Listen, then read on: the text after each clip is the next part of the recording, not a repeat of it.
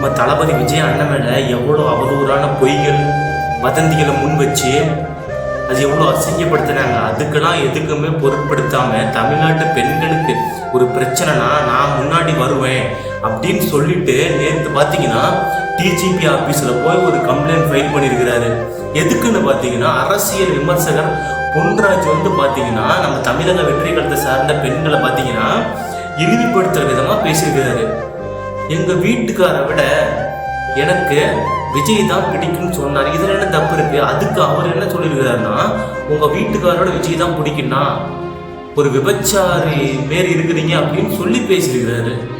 இதுக்கு பார்த்தீங்கன்னா நம்ம அண்ணன் அகேன்ஸ்டாக பார்த்தீங்கன்னா நம்ம அண்ணன் பார்த்தீங்கன்னா நேற்று காலையிலே பார்த்தீங்கன்னா ஒரு ட்வீட் போட்டிருந்தாரு. இந்த மாரி ஒரு நாகரிகமான செயல் அல்ல அப்படின்னு சொல்லிட்டு ஒரு ட்வீட் போட்டிருந்தாரு. அடுத்தது பார்த்தீங்கன்னா இப்போ பார்த்தீங்கன்னா டிஜிபி ஆஃபீஸில் போய் நேரில் போய் கம்ப்ளைண்ட் ஃபைல் பண்ணியிருக்கிறாருங்க நம்ம தளபதி விஜய் அவர்கள்.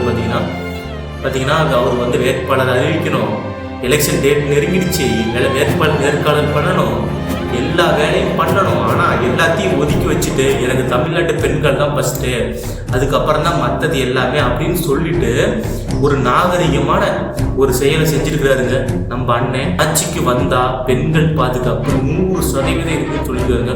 உண்மைதாங்க, நம்ம அண்ணன் தமிழக வெற்றி கழக தலைவர் ஆட்சிக்கு வந்தால் பெண்கள் பாதுகாப்பு மட்டுமல்ல தமிழ்நாட்டு மக்களோட பாதுகாப்பு 100% இருக்குங்க. நான் நம்புகிறேன். நீங்க நம்பினா அந்த வீடியோ போட்டு